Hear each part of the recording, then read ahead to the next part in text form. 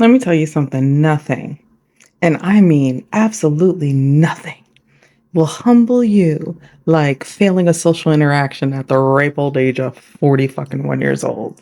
And in my particular situation, the interaction didn't even fucking occur.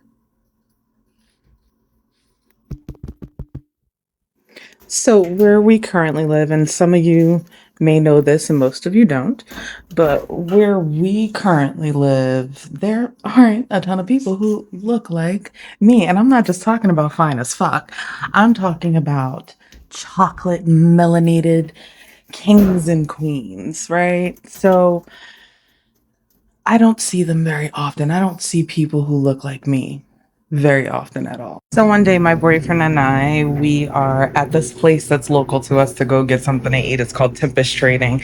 And like, think like hippie commune, a whole bunch of people who ran away from the United States got together and built this incredible area that has all these different types of restaurants. So we go into this restaurant and I mean, it's not even a restaurant. It's like literally straw bales sitting at a table and half outdoors, half indoors, walls made out of mud, but it's like literally the best freaking food that anyway, it's not about the food. So we go and we sit down and I look over and there are two absolutely stunning, beautiful black women. And naturally, I want nothing more than to go over there, introduce myself, start talking to them, become the best of friends with these people. But naturally, instead, I say absolutely nothing. I want to go over there and introduce myself and sit and chitter chat with them and eat this delicious food. But naturally, I say, absolutely nothing. I clam up and I turn into this version of like a Stedford wife where I'm just kind of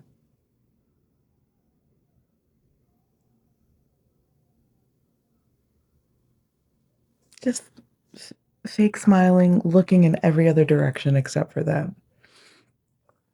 And it's just like a lock, a switch that kind of happened in my brain.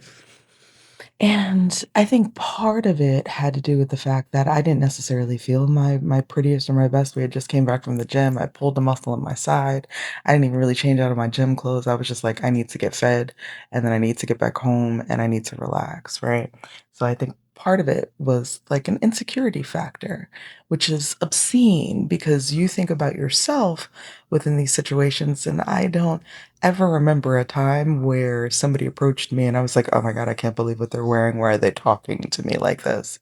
So why do we assume other people are going to treat you the same way, right? So anyway, when I tell you that this had lived rent free in my brain for weeks, right? And more so just because I was disappointed in losing this potential connection that, something that I've kind of been longing for here.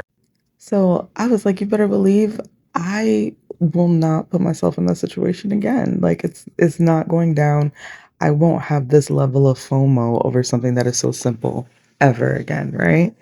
So fast forward a couple weeks later, we go to another restaurant and I walk in and I'm kind of looking around and I hear this somebody say, "Come on in now, we don't bite." And my heart was just like, and I look over and there is this absolutely beautiful black woman. She had braids down her hair and she's like, "Come on in, don't bite." I said, "I can't guarantee that I won't." And, we sat down and we ordered our drinks and I looked over at my boyfriend. I said, "I have to go say something to her."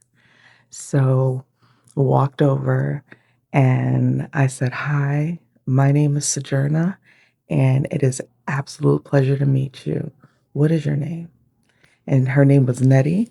And it was so great talking to her. She was a nomad. She's like this woman who goes and picks up and stays places for a year at a time and then, moves on to another place and she's got nothing tying her down.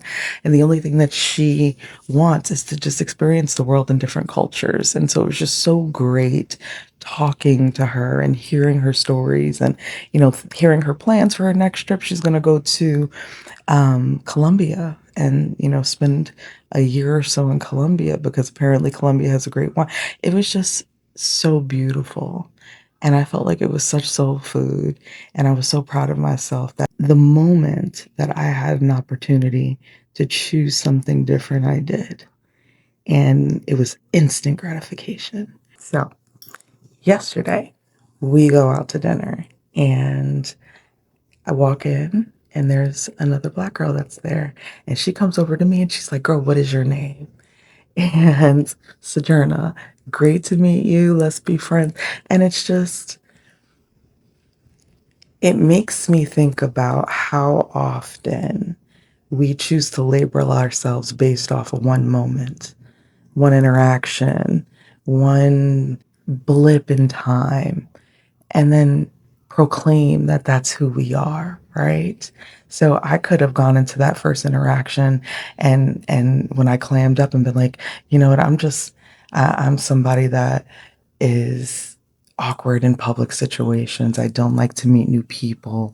I'm shy. I could have labeled myself as this thing, but instead I chose to be the version of myself that I wanted to be in that moment, the very next opportunity that I got. So I'm not here labeling myself anymore as somebody who has a fear of meeting new people, has insecurities. I'm somebody who conquered that fear and made great friends in the process. Instant fucking gratification. Man, chef's fucking kiss.